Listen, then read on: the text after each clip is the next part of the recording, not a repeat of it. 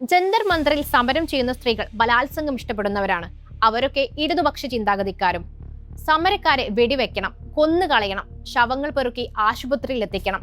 ഒരു ജനാധിപത്യ രാജ്യത്ത് സർക്കാരിനെതിരായ ജനകീയ പ്രക്ഷോഭങ്ങളെ ഇല്ലാതാക്കേണ്ടത് എങ്ങനെയാണെന്ന് ഉപദേശിക്കുകയാണ് RSSഉം ഹിന്ദുത്വ ഭീകര സംഘടനകളും. രാജ്യത്തിന്റെ സമര ചരിത്രത്തിലെ ഐതിഹാസികമായൊരു ഏടായ കോക്രോച്ച് റവല്യൂഷൻ കഴിഞ്ഞിട്ട് ദിവസങ്ങൾ പിന്നിടുന്നേയുള്ളൂ. സംഘ് പരിവാറിന് വിളറി അടങ്ങിയിട്ടില്ല. നീറ്റ് പരീക്ഷാ ക്രമക്കേടുകളെ തുടർന്ന് രാജ്യമൊട്ടാകെ വലിയ ചർച്ചകൾക്ക് വഴിതുറന്ന സമരം കേന്ദ്ര വിദ്യാഭ്യാസ മന്ത്രി ധർമ്മേന്ദ്ര പ്രധാന്റെ രാജിയിലാണ് അവസാനിച്ചത്. പോലീസ് അടിച്ചമർത്തി ഇല്ലാതാക്കാൻ ശ്രമിച്ച വിദ്യാർത്ഥി പ്രക്ഷോഭം ദിനേനയെന്നോണം രാജ്യത്തെ തെരുവുകളിൽ നിന്ന് തെരുവുകളിലേക്ക് പടരാരംഭിച്ചു.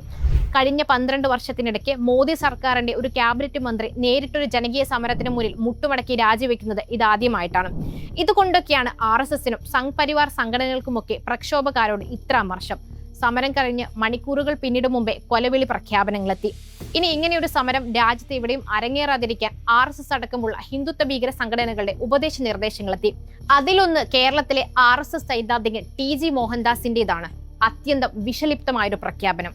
ഇങ്ങനെയൊരു സാഹചര്യം എന്റെ മുന്നിൽ വന്നാൽ ജന്തർ മന്ദറിന്റെ 4 കിലോമീറ്റർ പരിസരത്ത് കർഫ്യൂ അങ്ങ് പ്രഖ്യാപിക്കും. ആളുകളോട് പിരിഞ്ഞു പോകാൻ 3 തവണ ആവശ്യപ്പെടും. അവരതിന് കൂട്ടാക്കിയില്ലെങ്കിൽ വെടിവെക്കും. കുറെ പേർ മരിക്കും, കുറെ പേർക്ക് അംഗഭംഗം സംഭവിക്കും. 4 മണിക്കൂർ കൊണ്ട് രംഗം ശാന്തമാകും. ശവങ്ങൾ പെറുക്കി ആശുപത്രിയിൽ എത്തിക്കും. TG മോഹൻദാസിന്റെ കൊലവിളി ഇങ്ങനെ നീളുന്നു. സമരത്തിനെത്തിയ പെൺകുട്ടികൾ ബലാത്സംഗം ഇഷ്ടപ്പെടുന്നവരാണെന്നും ഇടതുപക്ഷ പ്രസ്ഥാനത്തിലുള്ളവരാണ് ഇത്തരം കാര്യങ്ങൾ ആഗ്രഹിക്കുന്നതെന്നും ഇയാൾ വീഡിയോയിൽ പറയുന്നുണ്ട്. തെലങ്കാനയിലെ BJP MP കൊണ്ട വിശ്വേശ്വർ റെഡ്ഡിയും TG മോഹൻദാസിന്റെ സമാനമായൊരു പ്രസ്താവന നടത്തുന്നുണ്ട്. അമേരിക്കയും ജനാധിപത്യ രാജ്യമാണ്.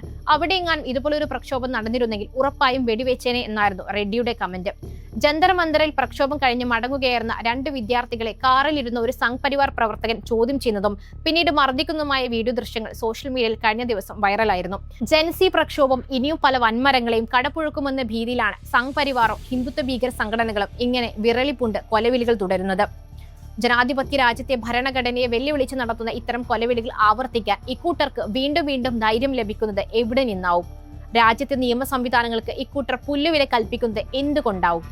TG മോഹൻദാസിനെതിരെ കേരളത്തിലെ ഭരണ പ്രതിപക്ഷ സംഘടനകൾ DGPക്ക് പരാതി നൽകിയിട്ടുണ്ട്. എന്നാൽ ഇയാൾ നടത്തുന്ന ആദ്യ വിദ്വേഷ പരാമർശമൊന്നുമല്ല ഇത്. മുമ്പ് രാജ്യത്തെ സോഷ്യൽ ഫാബ്രിക്കിനെ തകർക്കുന്ന രീതിയിൽ നിരവധി വർഗീയ പ്രസ്താവനകൾ TG മോഹൻദാസ് തന്റെ സോഷ്യൽ മീഡിയ വാളിലൂടെ പച്ചക്ക് തുപ്പിയിട്ടുണ്ട്. കർഷക സമരം നടക്കുന്ന സമയത്ത് ചെങ്കോട്ടയിൽ കയറി കൊടി നാട്ടിയവരെ വെടിവെച്ച് കൊല്ലണമായിരുന്നു എന്നാണ് TG മോഹൻദാസ് 4 വർഷം മുമ്പ് പറഞ്ഞത്. TV അനുപമ തൃശൂർ ജില്ലാ കളക്ടറായി ചുമതലയിരുന്ന സമയത്ത് തൃശൂർ ജില്ലയിലെ ഹിന്ദുക്കളെ മാത്രമാണ് കളക്ടറായി നിയമിക്കാറുള്ളത് എന്നും അനുപമ ക്രിസ്ത്യാനിയാണെങ്കിൽ മാറ്റണമെന്നും ഇയാൾ എഴുതിയിടുന്നുണ്ട്. ഈ ചിത്രത്തിൽ പോലും ഇല്ലാത്ത ഫ്രഞ്ച് ഫുട്ബോൾ താരം കിലിയൻ എംബാപ്പയെ പോലും TG മോഹൻദാസ് വെറുതെ വിട്ടിട്ടില്ല. ഖത്തർ ലോകകപ്പ് ഫൈനൽ ശേഷം എംബാപ്പയുടെ നിറത്തെ അധിക്ഷേപിച്ച് ഇയാൾ സോഷ്യൽ മീഡിയയിൽ കുറിച്ചിട്ടത് ഇങ്ങനെ: ഫ്രഞ്ചുകാര് വെളുത്തു തൊടുത്ത സായിപ്പന്മാരായിരിക്കും എന്നാണ് ഞാൻ വിചാരിച്ചത്. ഇതിപ്പോ എന്നേക്കാൾ കറുത്ത പ്രേതങ്ങൾ. ആ എംബാപ്പയെ രാത്രിയിലെങ്ങാനും വഴിയിൽ കണ്ടാൽ നമ്മൾ നെട്ടി 7 ദിവസം പനി പിടിച്ചു കിടക്കും.